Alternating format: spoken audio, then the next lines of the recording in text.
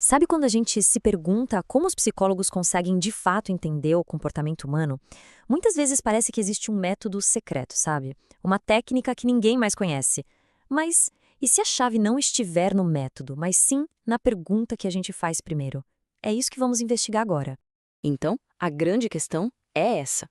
Qual é o segredo para decifrar a complexidade da nossa mente e do nosso comportamento? Será que existe mesmo uma fórmula mágica, uma técnica que funciona melhor que todas as outras? Olha, a primeira coisa que a gente precisa sacar é que essa busca por um único método melhor é um beco sem saída. Em psicologia, não existe uma chave mestra que abre todas as portas. Simplesmente não funciona assim. E aqui que está o pulo do gato. Tudo, absolutamente tudo, começa com a pergunta. A qualidade e o tipo de pergunta que o investigador faz é isso que vai ditar todo o caminho a ser seguido. A pergunta, no fim das contas, é o mapa.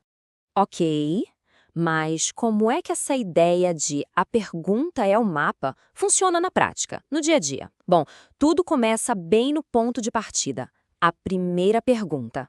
Vamos imaginar uma cena que todo mundo, de um jeito ou de outro, já vivenciou. Ver um colega de classe meio para baixo, triste no recreio. A pergunta inicial é bem direta. Como é que se descobre o porquê?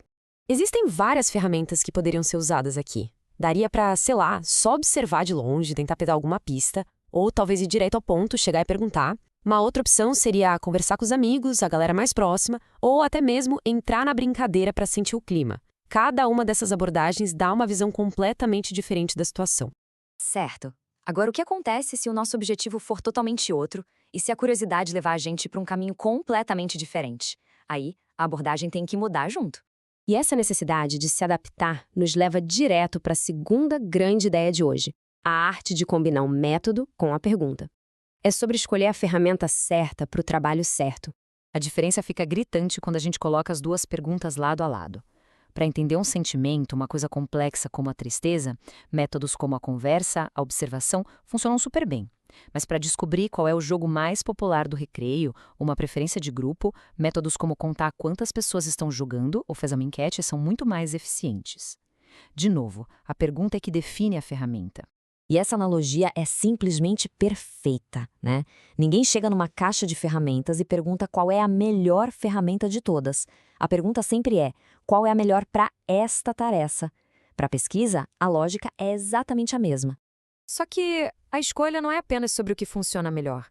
Algumas ferramentas, alguns métodos, vêm com um peso ético muito, mas muito grande. E isso é algo que não dá para ignorar. É aí que a gente chega num princípio fundamental, um que deveria guiar toda e qualquer investigação. A gente pode chamar de regra de ouro, a ética. Existe um método bem específico chamado de observação participante oculta. Nele, o pesquisador basicamente se infiltra num grupo. Ele age como se fosse um membro qualquer, mas, na verdade, está ali coletando informações em segredo. E o detalhe crucial é este: as pessoas que estão sendo observadas não fazem a menor ideia de que fazem parte de um estudo. Agora, para e pensa um pouco nisso. Como é que uma pessoa se sentiria ao descobrir que uma amizade, uma interação em que ela confiava, era na verdade uma farsa para uma pesquisa? O sentimento muito provavelmente seria de traição, de raiva, de ter sido enganada. O dano aqui é real, é humano. Esse tipo de método arrisca quebrar a confiança, que é a base de qualquer relação, é invadir a privacidade de alguém, no fim, ferir os sentimentos das pessoas. Então, o ponto central é este, e não tem discussão. A regra de ouro é que o bem-estar e o respeito pelas pessoas vêm antes de qualquer objetivo de pesquisa. A humanidade está sempre em primeiro lugar. Ponto final. Beleza. Mas e se o erro não for ético? E se for um erro puramente metodológico? O que acontece quando a gente simplesmente escolhe a ferramenta errada para o trabalho? As consequências ficam bem óbvias com alguns exemplos. Querer saber a fruta mais popular e perguntar para um amigo só? O resultado não vai representar o grupo todo, né? Tentar cronometrar uma corrida com um relógio quebrado, os dados não vão servir para nada. Ou tentar entender uma preferência observando só por 5 minutinhos. Não há informação suficiente. Em todos esses cenários, a falha no método leva direto à falha no resultado. A primeira grande consequência disso é o que a gente chama de baixa validade. Basicamente, a ferramenta não mede aquilo que ela deveria medir. A analogia do termômetro é perfeita. É como tentar usar um para medir a altura de um livro.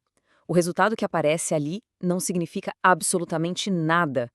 Em segundo lugar, e como consequência direta, os resultados se tornam frágeis. Eles não têm uma base sólida, sabe? É como se toda a pesquisa virasse uma torre de bloquinhos de montar, toda bamba. Qualquer questionamento, qualquer análise um pouco mais funda e pronto, tudo desmorona. E, no final das contas, uma escolha de método errada leva a um desastre científico. As interpretações acabam sendo equivocadas, a qualidade do trabalho fica super comprometida e, por fim, a pesquisa inteira perde toda a sua credibilidade. Resumindo tudo isso, a mensagem é incrivelmente direta.